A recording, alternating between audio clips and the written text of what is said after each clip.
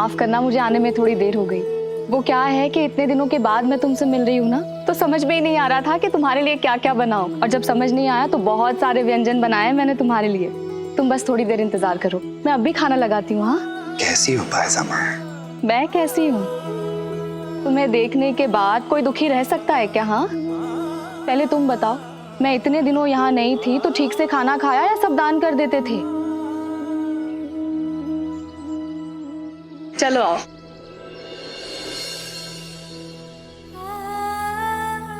साईं, मुझे उम्मीद है कि तुलसा का बुरा समय जल्दी ही बीत जाएगा। कावेरी ने बताया मुझे सब। बस हैरानी इस बात की है कि इतना सब कुछ इसने कैसे सह लिया, वो भी इस गांव में तुम्हारे होते हुए। साईं, तुम इसके लिए कुछ कर नहीं सकते क्या? बुरा वक्त तो सबकी जिंदगी में आता है पायजामा। जिंदगी सभी का इम्तिहान लेती है और जिंदगी का एक अनोखा ही ढंग है हमें सिखाने का, हमारी परीक्षा लेने का, हमें तोड़ने का और तोड़कर फिर से बनाने का। और अगर बुरा वक्त खत्म नहीं हुआ है तो इसका सिर्फ एक ही मतलब है कि इम्तिहान अभी पूरा नहीं हुआ।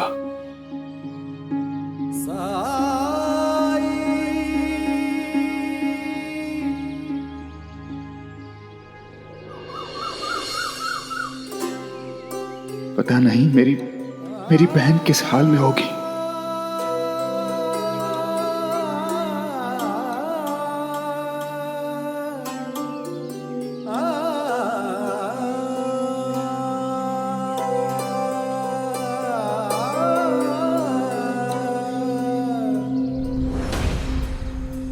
मुझे पता है खंडोबा, मैंने बहुत बड़ा अपराध किया है और इसलिए आपसे कुछ भी मांगना, कुछ भी पूछना, इसका अधिकार नहीं है मुझे। लेकिन अगर इतनी वर्षों तक मेरी सेवा, मेरी भक्ति, उसमें थोड़ी भी सच्चाई है तो कृपा करके आप मुझे इस बात का संकेत अवश्य दीजिए कि मेरी बहन तुलसा सही सलामत है, कुशल है वो। खंडोबा, मुझे संकेत दीजिए। अब जाके सुकून मिला मुझे। मुझे भी माँ के हाथ से खाना खा के तृप्ति हुई।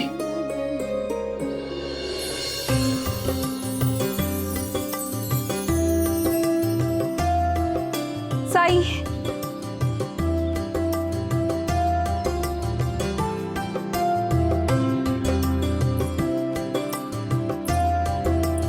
अद्भुत। किसके लिए बनाई है? मेरी बेटी मंजीरी के लिए।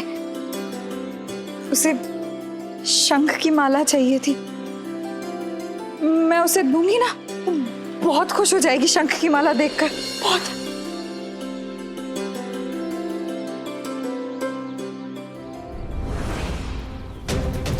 मंजरी बेटा, क्या तुम चाहती हो तुम्हारी माँ तुम्हारे पास यहाँ रहे? नहीं।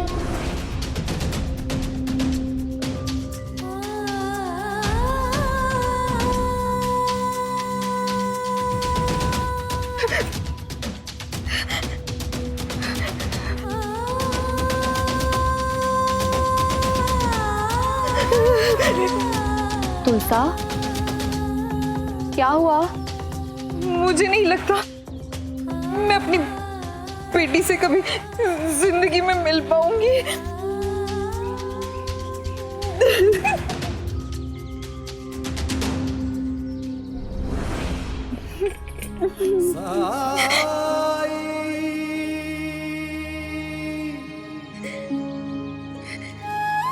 एक बार ये माला अपने हाथ में लेकर सच्चे दिल से अपनी बेटी को याद करो। अगर मालिक ने चाहा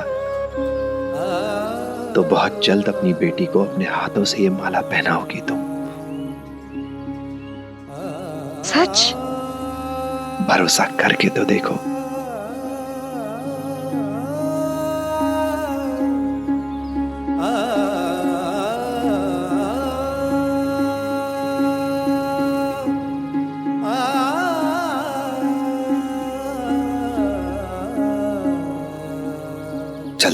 बायजा माँ।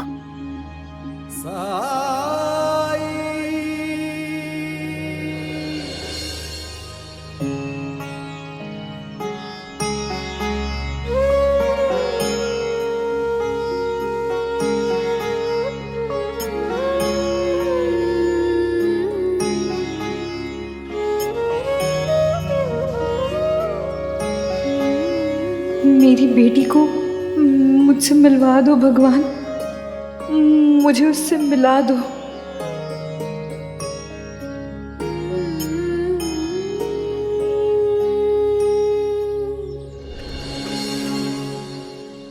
मालसापति जी, आप अभी तक घर नहीं गए? लगता है आपको समाचार नहीं मिला। कौन सा समाचार? बायजा अक्का को जंगल में तुलसा मिली और वो उन्हें अपने साथ अपने घर ले आई। क्या तुलसा ठीक तो है ना? ठीक है। और बायजा अक्का को पता चल गया कि आपने कुलकर्णी सरकार के दबाव में आकर तुलसा को छोड़ा है, इसलिए तुलसा को उन्होंने अपने घर पे ही रखा है। मैं अभी उससे मिल के आता हूं, मुझे उससे माफी मांगनी है। इतने सालों मैंने आपकी सेवा की, लेकिन आज आपने मुझे ये एहसास दिला दिया कि आप अपने भक्तों का उद्धार करते हैं। अब मुझे शांति मिली है, मुझे मालूम हो गया है कि वो कुशल से है। मालसापति जी, मेरे आई की तबीयत ठीक नहीं है, वो जल्दी से ठीक हो जाए, इसलिए पूजा करवानी है मुझे आपसे।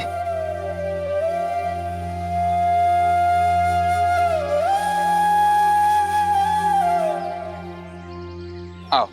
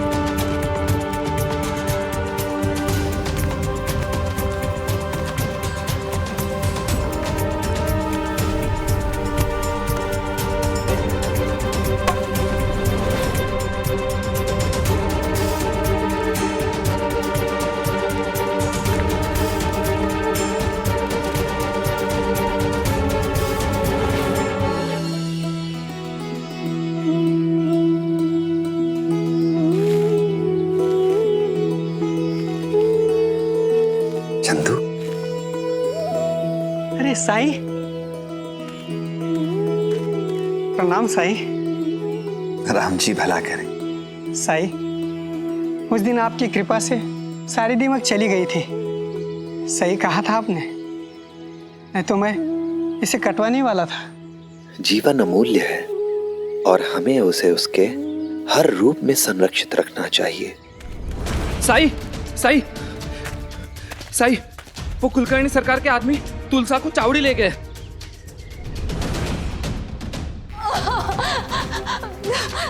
छोड़ दीजिए मुझे, भगवान के लिए जाने दीजिए मुझे। हरिओम।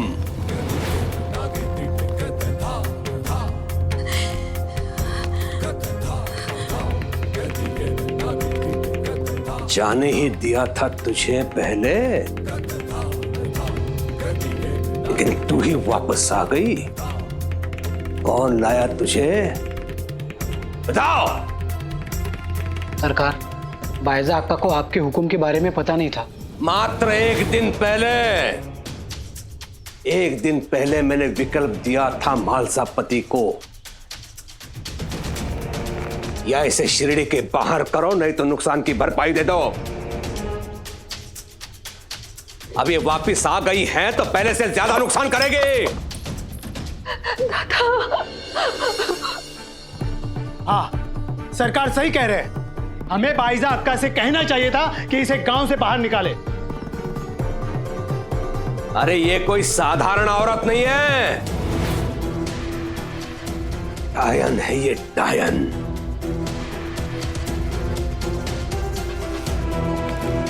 ये दोबारा आ गई है तो किसी न किसी को अपना शिकार जरूर बनाएगी, देख लेना। इससे बचने का एक ही विकल्प है, क्योंकि मैं गांव का मुखिया हूं। मैं ये निर्देश देता हूं कि इस डायन को पत्थर मार मार कर मृत्यु दी जाए।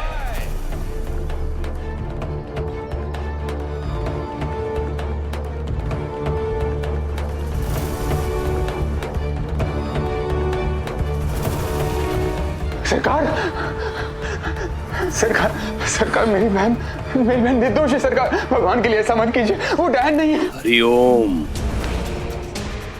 यदि तुमने मेरे निर्णय में हस्तक्षेप किया, इस डायन के साथ साथ तुम्हें और तुम्हारे परिवार को इस डायन को गांव में लाने के अपराध में वही दंड भुगतना पड़ेगा। हरिओम। सरकार, सरकार, ये अन्याय है। सरकार, दादा, सरकार, आप ये चाहते हैं कि तुलसा के प्राण हम लोग लें? क्या तब तक तुम लोग प्रतीक्षा करते रहोगे जब तक ये तुम्हारे बच्चों के प्राण न ले ले? मैंने किसी को नुकसान नहीं पहुंचाया, मैंने कुछ नहीं किया। हरिओम। तुम लोग इसकी नहीं, अपने प्राणों की चिंता करो।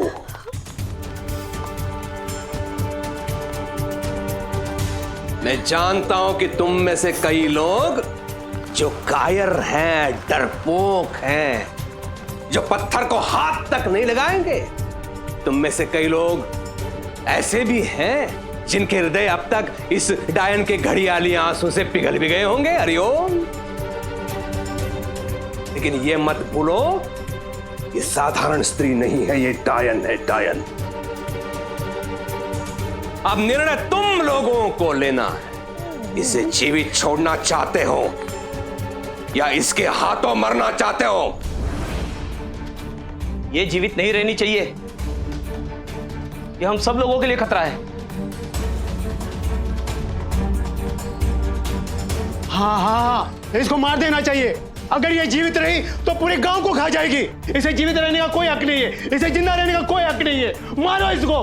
हाँ, मार मार के इसकी जान ले लो। तो निर्णय हो चुका, जाओ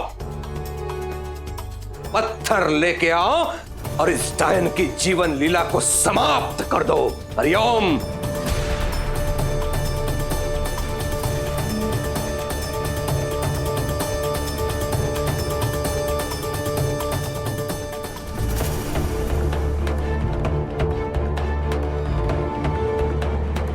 रुको।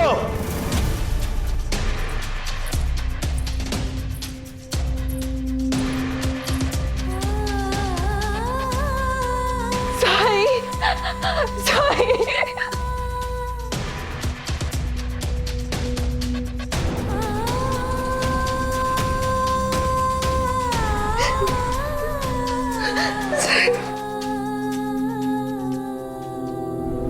सोच ही रहा था कि तुम अब तक आए कैसे नहीं, क्योंकि तू एक अवसर भी नहीं छोड़ता है मेरे निर्णयों में हस्तक्षेप करने का। लेकिन इस बार बीच में पड़ने की कोशिश भी मत करना, क्योंकि प्रश्न गांव के भलाई का है, लोगों के हित का है।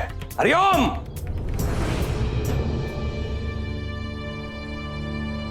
लेकिन आप तो शिरडी वासियों को हिंसा के मार्ग पर ले जा रहे हैं, हत्यारा बना रहे हैं इन लोगों को।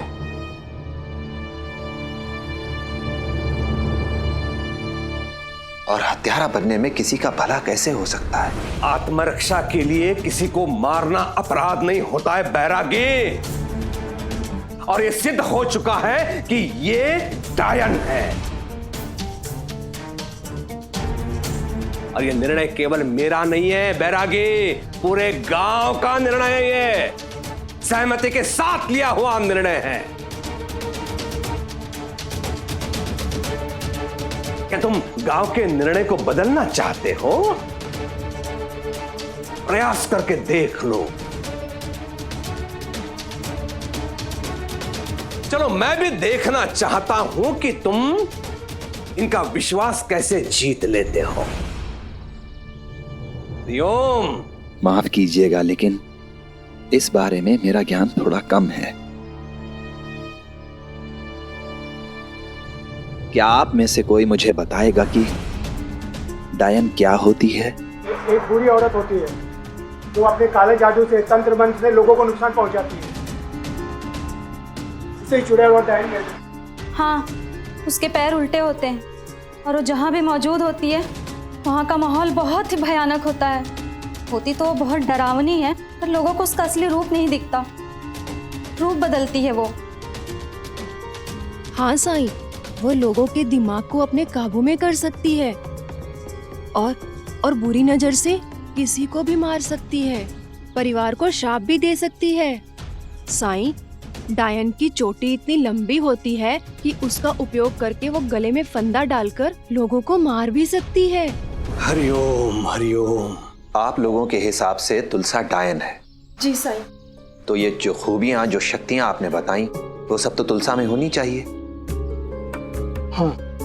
तो क्या आप में से कोई बता सकता है, अगर तुलसा इतनी शक्तिशाली डायन है तो अभी तक अपने पक्ष में फैसला कराने के लिए इसने आप लोगों के दिमाग को अपने काबू में क्यों नहीं लिया?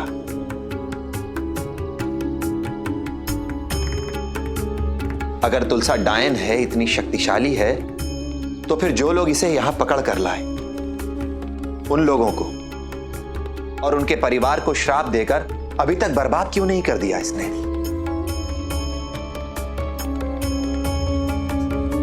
क्या आप में से कोई बता सकता है कि अगर तुलसा इतनी शक्तिशाली है, वो एक डायन है, तो अभी तक अपने सारे दुश्मनों को खत्म क्यों नहीं कर दिया उसने? कोई जवाब नहीं है आपके पास। और जैसा मैं देख पा रहा हूं, तो यहां मौजूद सब लोगों में अगर कोई सबसे कमजोर, सबसे बेबस, सबसे लाचार है, तो वो तुलसा है।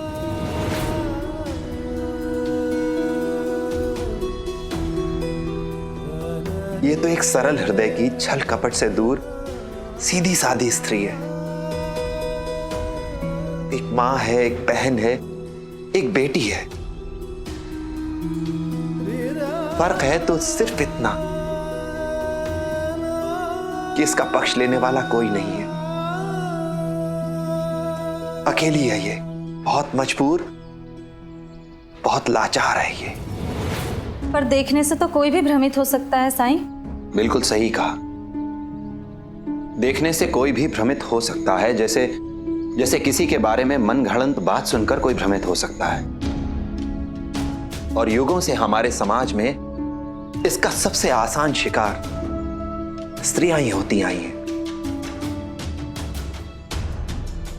बहुत हैरत की बात है कि हमारे समाज में जिस स्त्री को हम मां के रूप में पूजते हैं, शक्ति के रूप में पूजते हैं, वही स्त्री हमारे लिए डायन हो जाती है, चुड़ैल हो जाती है। हमारे समाज में स्त्री की पूजा होती है, लेकिन केवल तब तक जब तक वो समाज की अपेक्षाओं पर खरी उतरती रहे, पुरुष प्रधान समाज के बनाए हुए नियमों पर चलती रहे, बिल्कुल खामोश एक मूर्ति की तरह।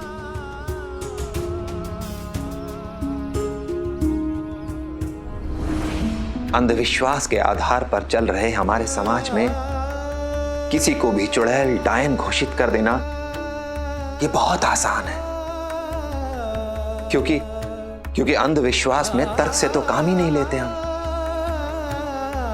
हमें बस लोगों के मन में यह डर पैदा करना है कि स्त्री में विनाशकारी शक्तियां हैं, और बस इकट्ठे हो जाएंगे समाज के जिम्मेदार, ठेकेदार लोग, अपने हाथों में पत्थर लेकर कि मार दो, जला दो, खत्म कर दो।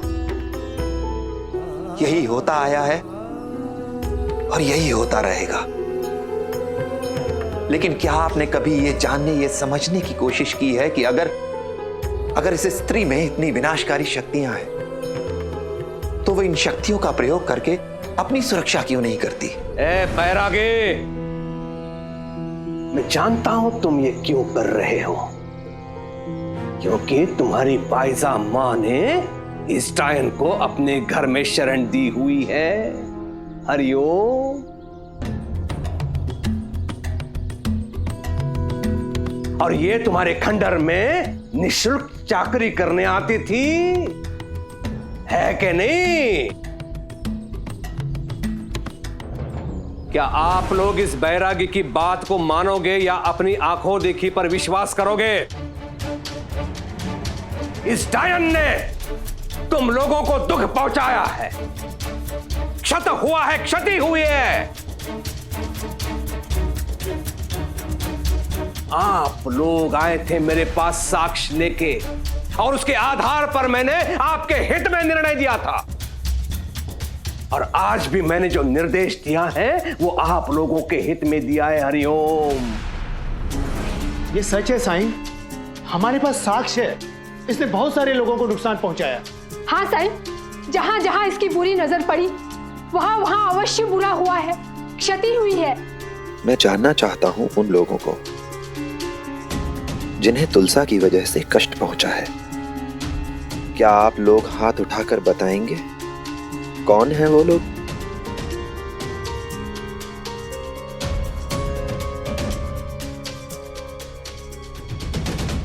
बाकी बचे लोग,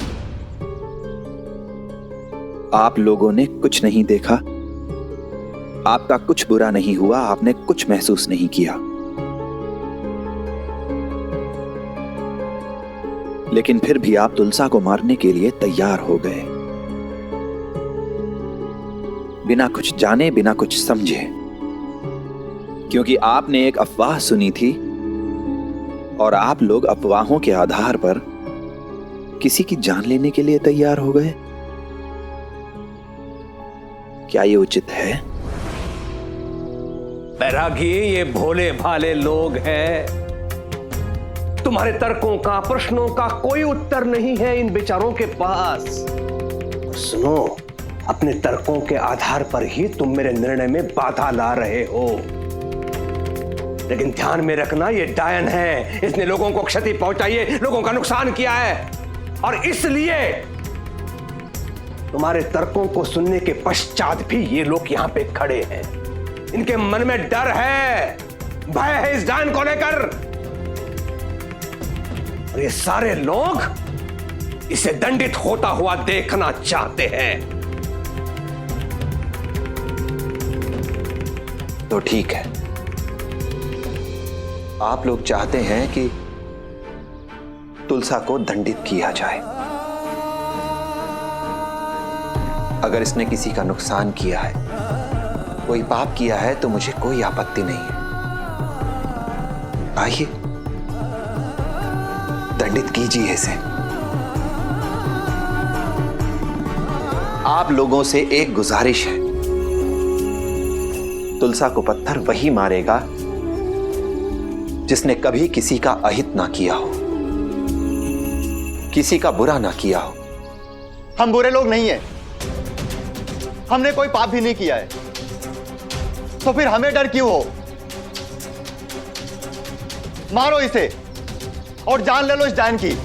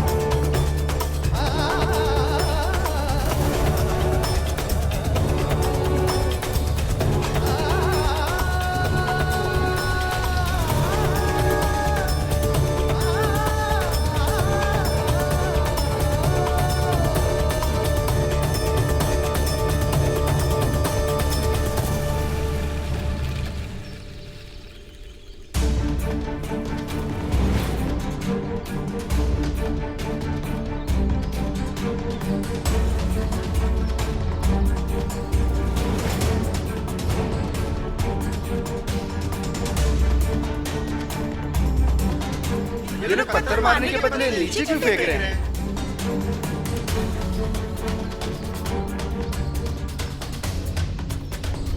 बाहर जो आदमी आकर खड़ा है ना, उसे जाकर कह दे कि मैं घर पे नहीं हूँ। वो हर रोज आपसे पैसे मांगने आता है। आखिर मैं उससे झूठ बोल के तंग आ गया हूँ। वो कह रहा था कि आपने उससे 1 महीना काम कराया और 1 पैसा भी नहीं दिया। आखिर आप उसका पैसा क्यों नहीं दे देते? उपदेश मत दे, जितना कहे उतना जाकर कर।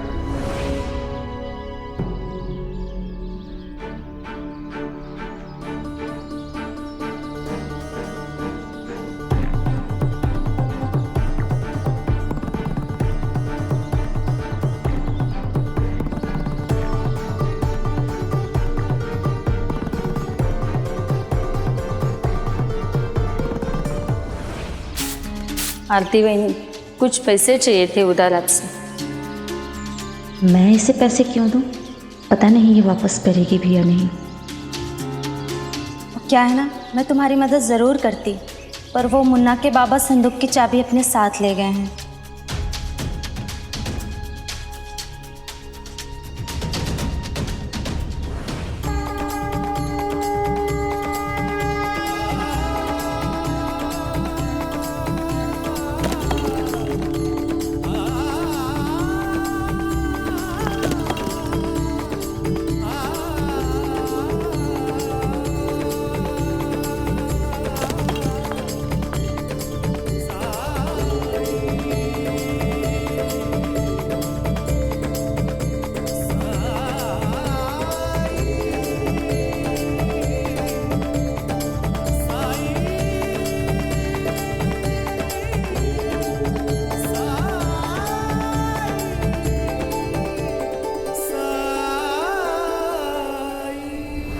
ये क्या नौटंकी चल रही है? ये लोग पत्थर क्यों नहीं मार रहे हैं?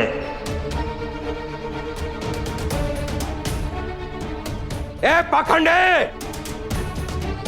कहीं तो लोगों के साथ फिर से छल कपट तो नहीं कर रहा है? नहीं कुलकर्णी सरकार, मैं तो खुद इन्हें अपने आप से छल करने से रोक रहा हूं, पाप करने से रोक रहा हूं, इन्हें गलत मार्ग पर जाने से बचा रहा हूं।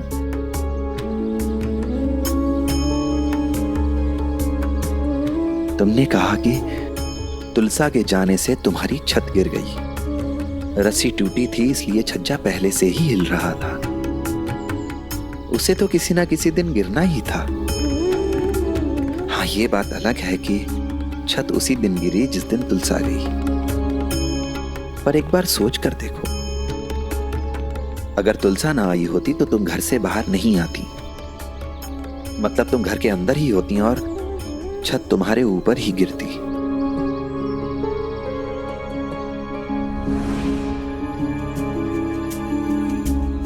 अब बताओ, तुम क्या सोचना बेहतर समझती हो? तुलसा के जाने से तुम्हारी छत गिर गई या तुलसा के आने से तुम्हारे प्राण बच गए? लेकिन साईं, मेरा मुन्ना तो इसकी वजह से बीमार पड़ा था। इसने मेरे मुन्ने को ठंडे पानी से नहलाया था।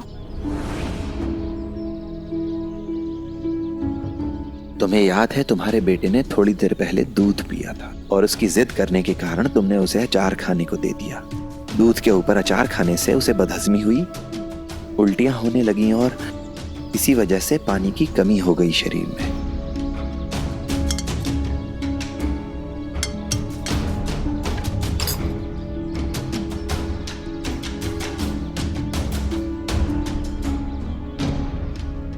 लेखा,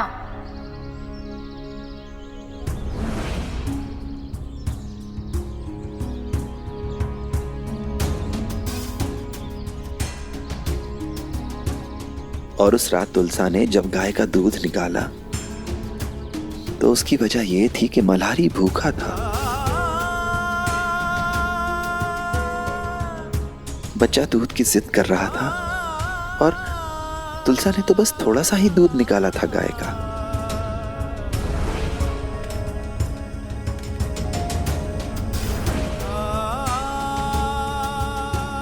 बाकी दूध तो बछड़ा पी गया।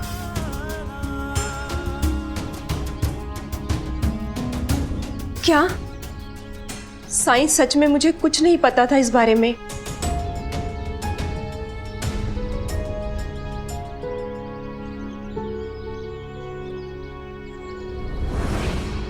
आपको ये सब कैसे मालूम? ठीक वैसे ही जैसे मैं ये जानता हूं कि तुलसा तुम्हारे बच्चे को चुरा नहीं रही थी। उसने तो तुम्हारे बेटे की रक्षा की कुत्ते से।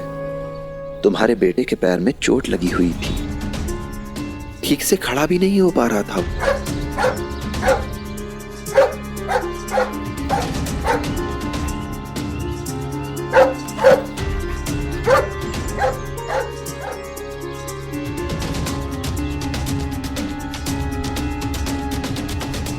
तुलसा ने तुम्हारे बच्चे को कुत्ते से बचाया,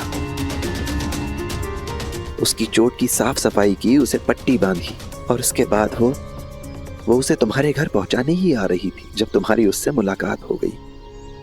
आपकी बात मैं मान लेती हूँ साईं, पर उसके उल्टे पैर जो हमने देखे थे उसका क्या? जब तुलसा बच्चे की मलहम पट्टी करने के लिए ले जा रही थी उसे, उस समय उसके पैर में गीली मिट्टी लगी थी, जिस कारण जाते समय पैरों के निशान बने। मरहम पट्टी की उसे वापस लेकर आ रही थी, इतनी देर में उसके पैरों की मिट्टी सूख गई, इसलिए वापस आने के निशान नहीं बने।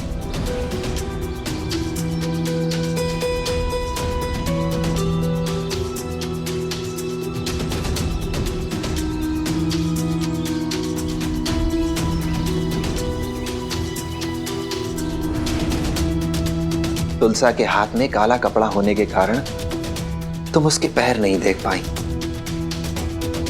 तुम्हें लगा उसके पैर उल्टे हैं, वो डायन है, तुम्हारे बच्चे का अहित करना चाहती है।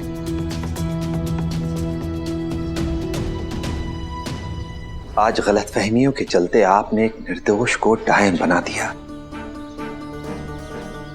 आप एक निर्दोष की हत्या करने वाले थे, पाप के भागी बनने वाले थे आप सब।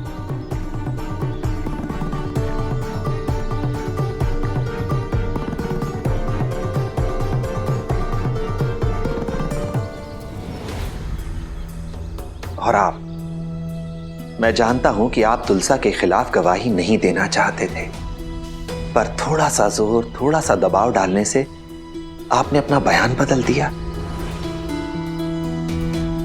आपने कहा कि तुलसा ने आपको नुकसान पहुंचाया है,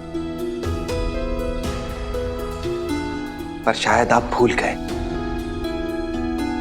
कि जिस हाथ को उठाकर आपने तुलसा को दोषी करार दिया है, आपका वो हाथ अगर आज उठाने लायक है तो केवल तुलसा की मेहरबानी से।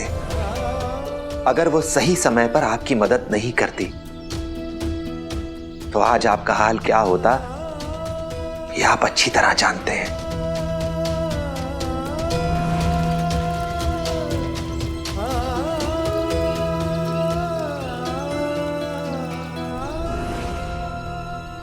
आज सिर्फ अंधविश्वास के चलते आप एक निर्दोष की हत्या करने वाले थे। एक मां अपनी बेटी से अलग हो जाती, एक भाई अपनी बहन को खो देता, और खुदा न खास्ता आप लोग जो करना चाहते थे अगर वो हो जाता तो आपको क्या लगता है सब ठीक हो जाता?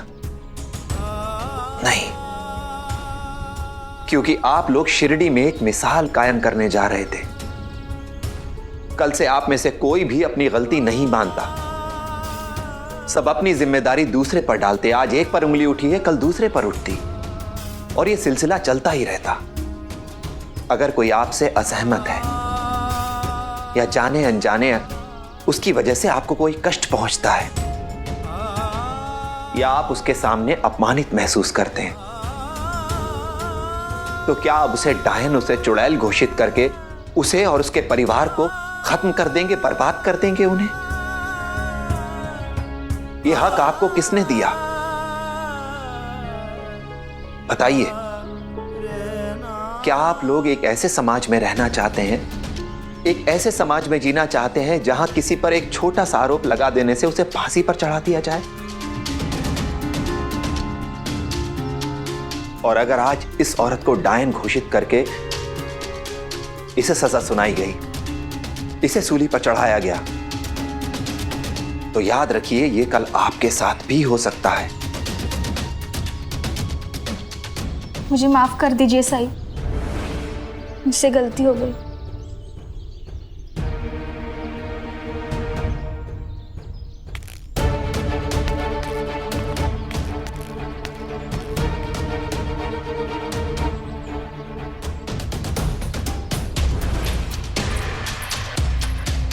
आप लोगों ने तुलसा को जितना दुख देना था दे चुके हैं। जाइए यहां से, अकेला छोड़ दीजिए इसे।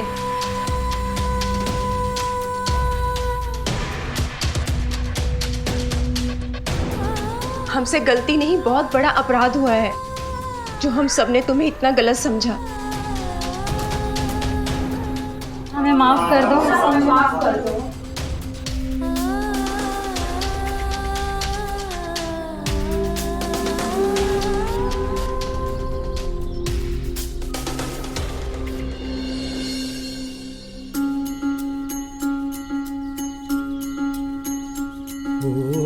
जीवन डगर कभी जो कठिन हो जाए, मन विचलित हो और कोई मार्ग न पाए, अंधियारे की गहरी रात जो आए, हिम्मत टूटे और कुछ भी समझ न आए, तू श्रद्धा पथ पे सबूरी धर के बिना डिगे बस चलता जा, तू श्रद्धा पथ पे सबूरी धर के बिना डिगे बस चलता जा, श्रद्धा भक्ति धीर तुझे उस पार लगाए, तेरा संयम और विश्वास तुझे राह दिखाए। ओम साई ओम साई ओम साई ओम साई ओम साई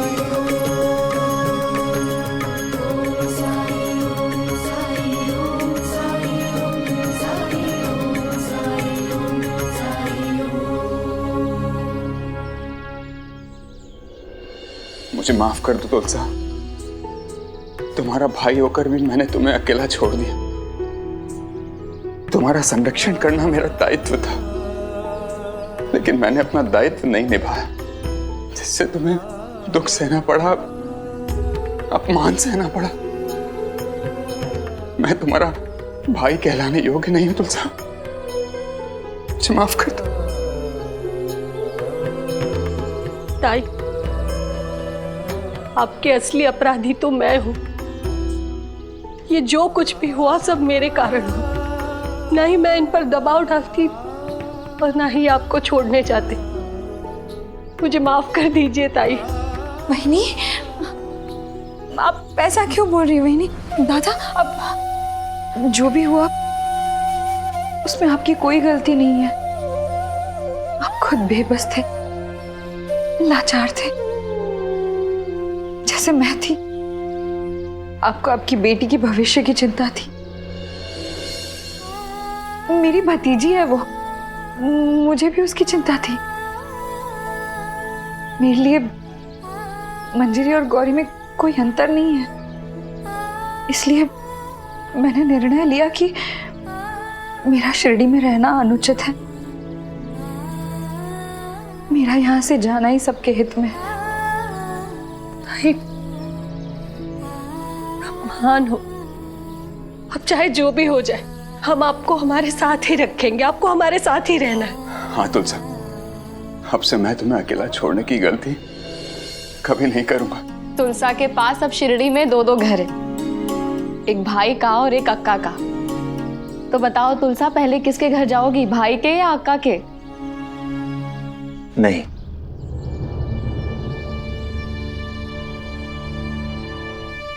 तुलसा किसी के घर नहीं जाएगी।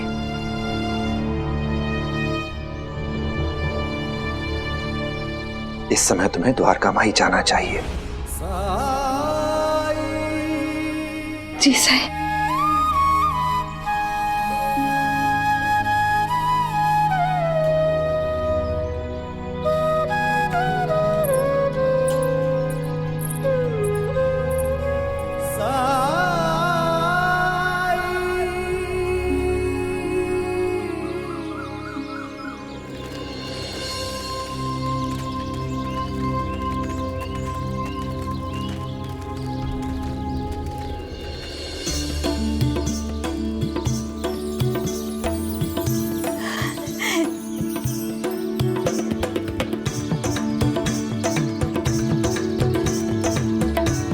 मंजरी,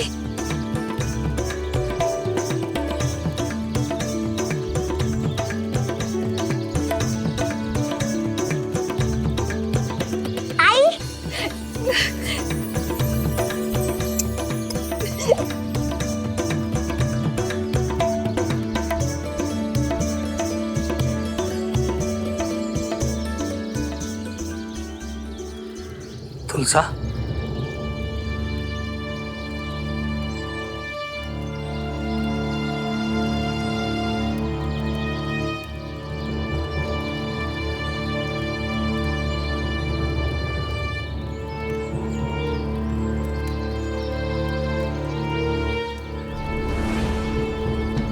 आप लोग यहाँ अचानक कैसे आना हुआ?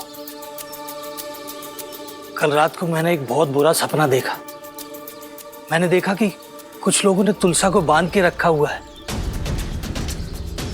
और उसे पत्थर से मारकर उसकी जान लेने की कोशिश कर रहे हैं। तभी एक फकीर आया और उसने मुझे शिरडी आने के लिए कहा। मैं उसी समय मंजरी को लेकर बैलगाड़ी से निकल पड़ा। मैं यहां से गुजर रहा था, तभी बैलगाड़ी के पहिए की धुरी टूट गई। गाड़ीवान हमें यहाँ विश्राम करने के लिए कहकर खुद धुरी ठीक कराने के लिए चला गया।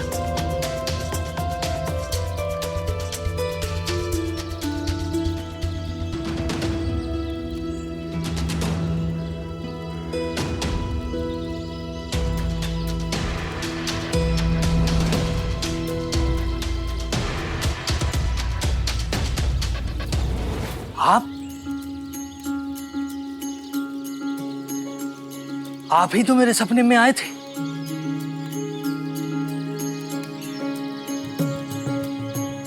आप ही तो वो फकीर थे जिन्होंने मुझे यहाँ आने के लिए कहा। बुराई के ये जितने भी छाए, तो इसीलिए साईं आपने तुलसा को यहाँ आने के लिए कहा था? बरसाए, कष्ट जो अपार साईं हंस के उठाए, मन में साईं के क्या है कौन जान पाए। ओम साईं ओम साईं ओम साईं साईं ओम साईं ओम। ये सब आपने मेरे लिए किया? मैंने कुछ नहीं किया तुलसा, मैं तो सिर्फ माध्यम बना हूं। जब से तुम्हें घर से निकाला गया, तुम्हारे पति अपराध बोध से, आत्मग्लानि से ग्रसित थे और इसीलिए इन्हें सपना आया। कई बार जो हकीकत नहीं कर पाती वो सपने कर देते हैं।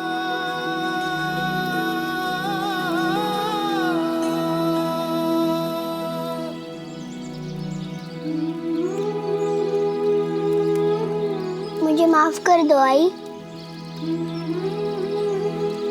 आज जी के सामने मैंने कहा कि मैं नहीं चाहती अब हमारे साथ रहे। वैसे मैंने इसलिए कहा क्योंकि मैं डर गई थी। अगर आप हमारे साथ रहे तो आज जी फिर से गुस्सा करेगी, गालियां देगी, चिल्लाएगी, जो मैं नहीं चाहती थी।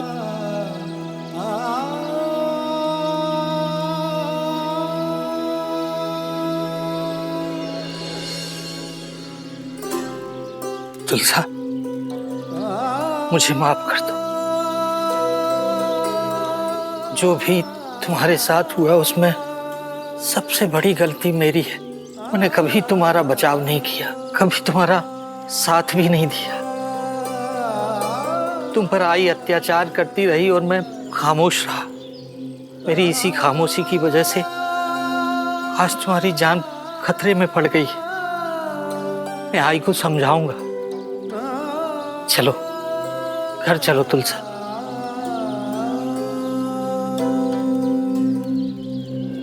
जाओ तुलसा, एक नया जीवन तुम्हारी राह देख रहा है। यहाँ कोई गम नहीं, कोई तकलीफ नहीं, सिर्फ खुशियां ही खुशियां होंगी।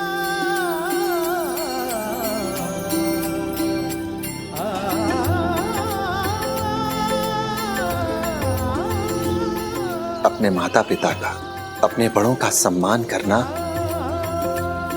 ये हमारे संस्कार है। लेकिन अगर कुछ गलत होता देखो तो बोलने की हिम्मत रखना, ये हमारा कर्तव्य है।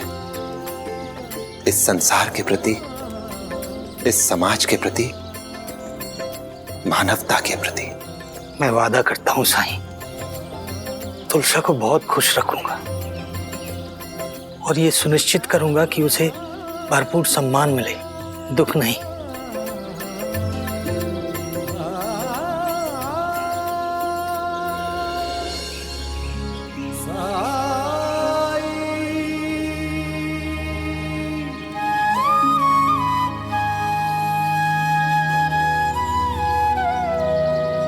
धन्यवाद साईं, आपने मुझे मेरे आई से मिलवा दिया।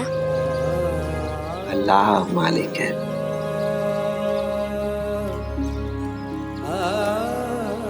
इन्होंने एक और चीज दी है।